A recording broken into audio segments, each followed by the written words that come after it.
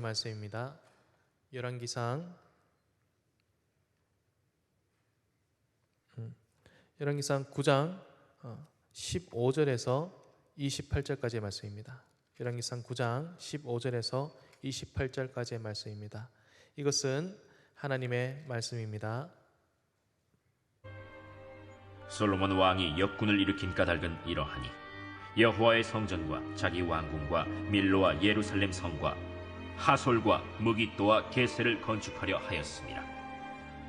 전에 애국 왕 바로가 올라가서 게셀을 탈취하여 불사르고 그 성읍에 사는 가나안 사람을 죽이고 그 성읍을 자기 딸 솔로몬의 아내에게 예물로 주었더니 솔로몬이 게셀과 아래 벳 호론을 건축하고 또 바알랏과 그 땅에 들에 있는 다드몰과 자기에게 있는 모든 국고성과 병거성들과 마병의 성들을 건축하고 솔로몬이 또 예루살렘과 레바논과 그가 다스리는 온 땅에 건축하고자 하던 것을 다 건축하였는데 이스라엘 자손이 아닌 아모리 사람과 헷 사람과 브리스 사람과 히위 사람과 여부수 사람 중 남아있는 모든 사람 곧 이스라엘 자손이 다 멸하지 못함으로 그 땅에 남아있는 그들의 자손들을 솔로몬이 노예로 역군을 삼아 오늘까지 이르렀으되 다만 이스라엘 자손은 솔로몬이 노예를 삼지 아니하였으니 그들은 군사와 그 신하와 고관과 대장이며 병거와 마병의 지휘관이 됨이었더라.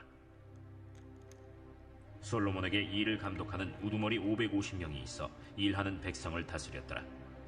바로의 딸이 다윗 성에서부터 올라와 솔로몬이 그를 위하여 건축한 궁에 이를 때에 솔로몬이 밀로를 건축하였더라. 솔로몬이 여호와를 위하여 쌓은 제단 위에 해마다 3번씩 번제와 감사의 제물을 드리고 또 여호와 앞에 있는 제단에 분향하니라. 이에 성전 짓는 일을 마치니라. 솔로몬 왕이 에돔 땅 홍해 물가의 엘롯 근처 에시온게벨에서 배들을 지은지라. 히람이 자기 종 곧 바다에 익숙한 사공들을 솔로몬의 종과 함께 그 배로 보내매 그들이 오빌에 이르러 거기서 금 420달란트를 얻고 솔로몬 왕에게로 가져왔더라. 아멘.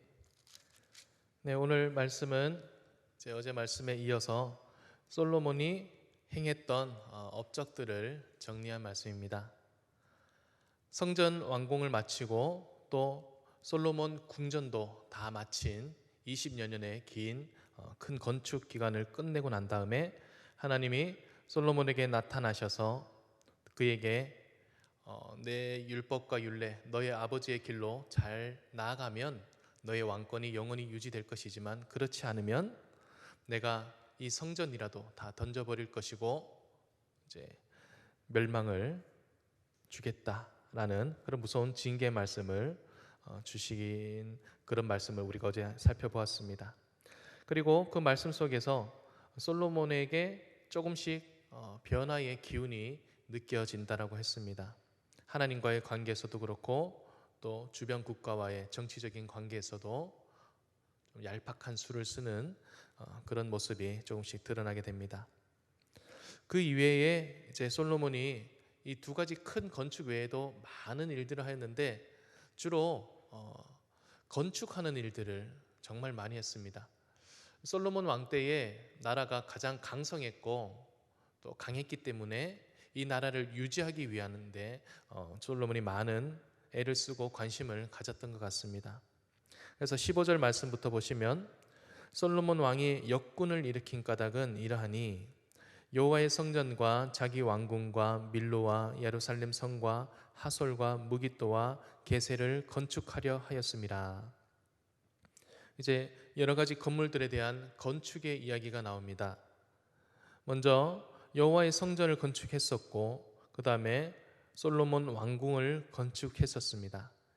왕궁이 건축된 다음에 이제 밀로라는 성체를 또 건축을 하게 되는데 이 밀로라는 것은 예루살렘 성 안에 있는 이제 조금 더 확장된 어떤 성체라고 볼 수 있습니다. 밀로라는 뜻이 채우다라는 뜻인데 성이 언덕 위에 있다 보니까 이제 땅이 굴곡이져서 실제로 사람들이 생활할 수 있는 공간이 넓지가 않습니다. 그래서 이 굴곡진 땅을 평평하게 넓혀가지고 확장을 시켰다. 그 확장시킨 그런 성체를 밀로라고 합니다.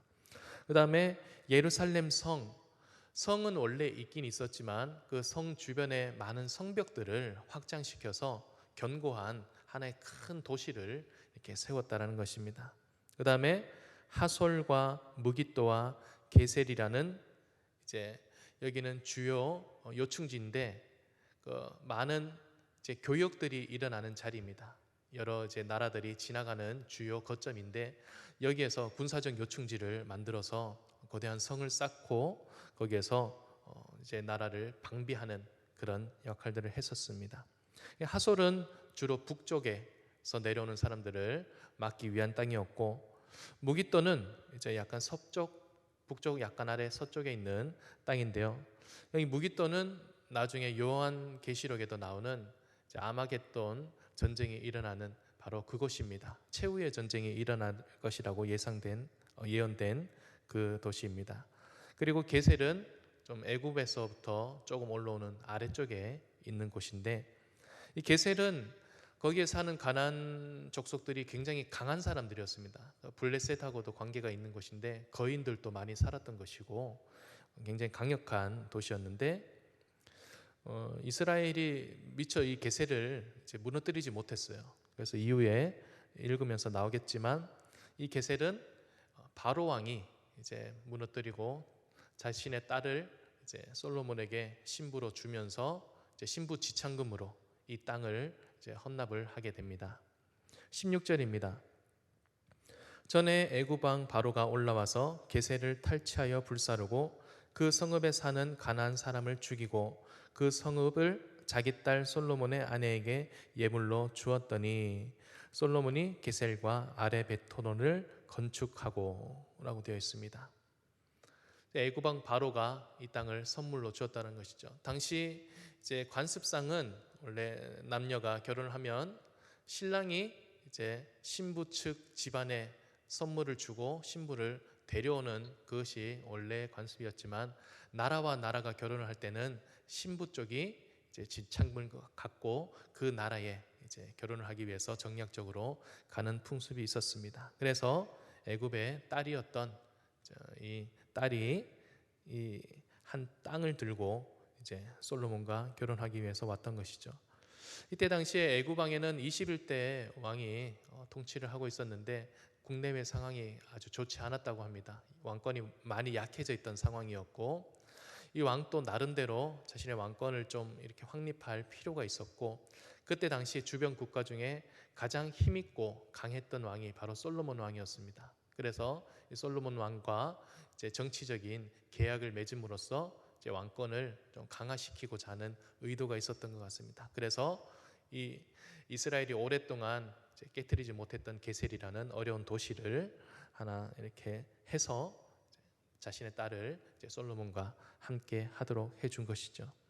그래서 솔로몬은 그 땅을 받아서 거기에 건축을 하게 된 것입니다. 그래서 군사적인 요충지로 쓰고 18절에 보면 또 바알랏과 그 땅에 들에 있는 다드몰과 그리고 19절에 자기에게 있는 모든 국고성과 병거성들과 마병의 성들을 건축하고 솔로몬이 또 예루살렘과 레바논과 그가 다스리는 온 땅에 건축하고자 하던 것을 다 건축하였는데 이제 18절에 나오는 바알랏과 또 다드몰이라는 곳은 이제 국고성입니다. 북쪽과 아래쪽에 있는 이제 국고성인데 국고성에는 식량도 있고 또 무기도 있고 나라의 살림을 살아가는 모든 것들이 있잖아요. 이 국고성을 세우기 위해서는 그 주변이 하나의 요새가 되어야 됩니다. 그 주변이 굉장히 튼튼한 어떤 군사적인 이런 기반이 갖춰져야 국고성을 만들 수 있는데 솔로몬 때는 이런 모든 것들이 다 갖춰졌다라는 것이죠. 그래서 국고성과 또 병거성들, 또 이제 말들과 또 이제 병거들하고 또 군사들이 머물 수 있는 그런 것들을 많이 지어놨던 것입니다. 그래서 마지막 부분에 19절 마지막 부분에 하던 표현이 온 땅에 건축하고자 하던 것을 다 건축하였다. 9장 1절에도 보면 솔로몬이 여호와의 성전과 왕궁 건축하기를 마치며 자기가 이루기를 원하던 모든 것을 마쳤다. 여기 19절에도 온 땅에 건축하고자 하던 것을 다 건축하였다라는 표현이 있죠. 이제 뭔가 하나님이 원하는 것과는 약간 관계가 좀 거리가 먼 것 같은 표현이 있습니다. 솔로몬은 분명히 나라를 강하게 만들기 위해서 군사력에 많은 집중을 하였고, 또 성벽을 세우고, 또 요새를 세우고, 또 국고성을 짓고, 병거성을 짓고, 마병의 성을 짓고, 여러 가지 일들을 해왔는데, 그리고 이것을 위해서 역군들, 노예들도 많이 일꾼으로 투입해서 어마어마한 나라를 세우기 위한 일들을 했는데, 자기가 하고자 했던 일이었다 라고 19절에 짧게 평가를 하고 있는 겁니다. 20절에 보면 이스라엘 자손이 아닌 아모리 사람과 헷 사람과 브리스 사람과 히위 사람과 여부수 사람 중 남아있는 모든 사람 곧 이스라엘 자손이 다 멸하지 못하므로 그 땅에 남아있는 그들의 자손들을 솔로몬이 노예로 역군을 삼아 오늘까지 이르렀으되, 다만 이스라엘 자손은 솔로몬이 노예를 삼지 아니하였으니 그들은 군사와 그 신하와 고관과 대장이며 병거와 마병의 지휘관이 됨이었더라. 제 노예로 역군을 삼은 사람들이 보니까 그때 당시에 원래 살고 있던 가나안 민족들입니다. 5개의 족속이 지금 나타나고 있는데, 원래 가나안 7족속이 있지만 여기는 5족속의 이름만 나타나 있습니다. 그들을 이제 노예로 삼아서 그들이 다 건축에 투입되는 역군들이었고, 이스라엘 백성들은 그들을 감독하는 감독자로서 일을 하였다. 이 부분만 보면 무슨 문제가 있을까 하는 생각이 들지만, 사실 처음에 여호와의 성전을 지을 때는 어떻게 했냐면 이스라엘 백성과 또 이 이방인들이 함께 같이 일을 했었습니다. 같이 여호와의 성전을 건축했었거든요. 온 백성이 투입이 돼서 그렇게 건축을 했었는데, 이 나머지 어마어마한 또 그 외의 건축들을 정말 많이 하고 있잖아요. 이 건축물들이 아직까지 다 그 흔적이 남아있을 정도로 도시 하나하나마다 이 건축물들이 웅장하고 거대합니다. 엄청난 건축물들을 만드는데 이제 이스라엘 사람들은 싹 빠지고 노예들만 일을 하게 만들었는데, 이것이 과연 좋은 일이었는가? 그다지 좋은 뉘앙스로 성경에 쓰여 있는 건 아닙니다. 게다가 이렇게 함으로써 어떤 일이 생기는가? 노예는 원래 각 집안에 이제 귀속되어 있으면서 그 집안의 살림과 일들을 도와주는 역할을 합니다. 근데 나라에서 그들을 징집해서 다 건축하는 일에 투입을 시키고, 그래서 각 가정의 살림과 돌아가는 일들이 원활하지 않게 되었습니다. 그러니까 경제적으로 나라에 어려움이 찾아올 정도로 무리한 건축과 나라 강화를 계속 해왔다는 것입니다. 이것이 수십 년간 다윗의 통치 기간 내내 이루어져 왔던 것이고, 여기는 이제 이스라엘 백성들은 지도자로만 썼다라고 하고 감독관으로만 사용했다고 하지만, 실제로는 그 이후에 이스라엘 백성들도 또 다시 건축에 투입이 되었던 것 같습니다. 그래서 솔로몬 이후에 이제 르호보암과 여로보암 사이에 균열이 생기고 나라가 갈라지잖아요. 그 이유가 이스라엘 백성들이 건축하는데 너무 힘이 드니까 우리를 이 건축하는 노동의 중압감에서 좀 해방시켜 달라라는 이 요구가 르호보암 왕에게 받아들여지지 않았던 겁니다. 그만큼 이스라엘 백성들이 이 건축하는 일 때문에 많이 힘들었고 어려움을 겪고 있었다는 것이죠. 이제 솔로몬이 자기가 원했던 바 나라를 강하게 하고 강성하게 하고 무너지지 않는 철거성 같은 그런 이제 강한 나라를 세우고 싶은 이 욕망이 너무 지나쳐서 사람들 하여금 행복한 삶이 아니라 고되고 힘겨운 그런 삶을 하게 만들어가는 이제 그런 모습들이 여기에서 보여지게 되는 것입니다. 그와 더불어서 이제 게셀 땅을 이야기를 하고 있는데, 여기와 이제 대조 본문이 있습니다. 역대하 8장 3절에서 18절 9절도 똑같은 사건을 기록하고 있는데, 거기에는 게셀이라는 도시가 등장하지 않습니다. 왜냐하면 이제 그것은 이스라엘의 왕권을 최대한 우리의 왕권이 정통성이 있고, 이 왕권은 하나님이 세워주신 것이고, 또 이 왕권을 통해서 우리가 거룩한 나라를 계속 이어간다라는 나라의 자긍심을 세우는데 주안점을 둔 역사책이었기 때문에 역대서에는 그 내용이 드러나지 않지만, 여기는 비교적 좀 냉엄하게 역사적 현실을 보고 있습니다. 이 게셀이라는 도시를 강조한 이유는 분명 솔로몬은 이스라엘 왕으로서 다른 외세의 힘을 의지하지 않고 이 나라를 하나님 통치 가운데 다스릴 의무가 있었습니다. 왕으로서 하나님의 능력과 지혜와 은혜 가운데 이 나라가 머물도록 해야 되는 사명이 있었죠. 하지만 그 솔로몬은 이미 애굽의 딸과 이제 결혼을 하면서 그 애굽이 직접 무너뜨리고 마련해준 도시를 가지고 와서 거기를 다시 건축하여서 하나의 요새로 만들고 이제 나라의 귀한 이제 군사적인 요충지로 세웠다는 것입니다. 그리고 그 딸을 위해서 바로의 딸을 위해서 아까 밀로성이라는 것을 성체를 또 확장시키고 건축한 것도 이 딸에게 잘 보이기 위해서 하나의 선물로 그런 이제 무리한 건축들을 이어갔던 것입니다. 솔로몬의 주요 관심이 하나님의 통치와 하나님과의 관계, 또 하나님이 백성들에게 주시는 평안에 어떤 관심이 있었다라기보다는 나라를 부강하게 하고 강하게 하고 군사적으로 빈틈이 없도록 채우는데 대부분의 관심이 쏠려 있었다는 것이 이제 여기에서 나오게 됩니다. 그것을 위해서 이제 다른 외부 세력과의 결탁과 또 이제 연합도 서슴지 않고 다 진행을 하게 되지요.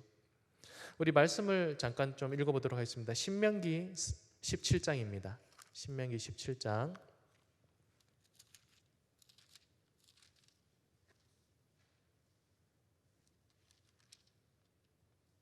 신명기 17장 14절에서 20절까지 말씀입니다. 신명기 17장 14절에서 20절까지의 말씀입니다. 제가 읽어보겠습니다. 내가 내 하나님 여호와께서 내게 주시는 땅에 이르러 그 땅을 차지하고 거주할 때에 만일 우리도 우리 주위의 모든 민족들 같이 우리 위에 왕을 세워야겠다는 생각이 나거든 반드시 내 하나님 여호와께서 택하신 자를 내 위에 왕으로 세울 것이며 내 위에 왕을 세우려면 내 형제 중에서 한 사람을 할 것이요 내 형제 아닌 타국인을 내 위에 세우지 말 것이며 그는 병마를 많이 두지 말 것이요 병마를 많이 얻으려고 그 백성을 애굽으로 돌아가게 하지 말 것이니 이는 여호와께서 너희에게 이르시기를 너희가 이후에는 그 길로 다시 돌아가지 말 것이라 하셨음이며 그에게 아내를 많이 두어 그의 마음이 미혹되지 하지 말 것이며 자기를 위하여 은금을 많이 쌓지 말 것이니라. 그가 왕위에 오르거든 이 율법서의 등사본을 레위 사람 제사장 앞에서 책에 기록하여 평생에 자기 옆에 두고 읽어 그의 하나님 여호와 경외하기를 배우며 이 율법의 모든 말과 이 규례를 지켜 행할 것이라. 그리하면 그의 마음이 그의 형제 위에 교만하지 아니하고 이 명령에서 떠나 좌로나 우로나 치우치지 아니하리니 이스라엘 중에서 그와 그의 자손이 왕위에 있는 날이 장구하리라. 신명기에는 왕이 되었을 때에 왕이 지켜야 될 규례를 이렇게 분명히 명시하고 있습니다. 많은 병마를 두지 말아라. 또 애굽이나 다른 외세와 함께 연합하지 말아라. 아내를 많이 두지 말아라. 은금을 많이 모으지 말아라. 솔로몬이 지금 하고 있는 것은 다 정반대로 하고 있습니다. 이제 나라를 강하게 하기 위해서 병거와 병마들을 엄청 모으고 있고요. 그 병마들을 모은다라는 것은 그때 당시 말들을 가장 많이 보유하고 있던 지역이 바로 애굽입니다. 애굽의 딸과도 결혼했고 애굽이 마련해준 도시도 세웠고 또 병마를 채우기 위해서 애굽과 또 말도 거래를 해서 그 말을 다 데려와서 또 채우고 있었던 것입니다. 솔로몬이 왕으로서 강한 나라를 유지하고자 하는 그 소망은 참 좋습니다. 하지만 이 욕망이 하나님과 떠나 자신 개인의 그런 욕망이 되어버렸을 때 이런 결과를 낳게 됩니다. 지금 당장은 나라가 강해지는 것 같고 모든 세상이 이 이스라엘에 집중하면서 저렇게 강력한 나라가 있다니 저렇게 지혜로운 왕이 있다니 하고 다 칭송하고 칭찬하겠지만 조금 지나고 나면 이제 이 나라는 완전히 망하게 되죠. 하나님의 뜻에 서지 못했기 때문입니다. 우리 삶도 마찬가지인 것 같습니다. 내 삶 속에 우리가 무엇에 집중하고 있는가?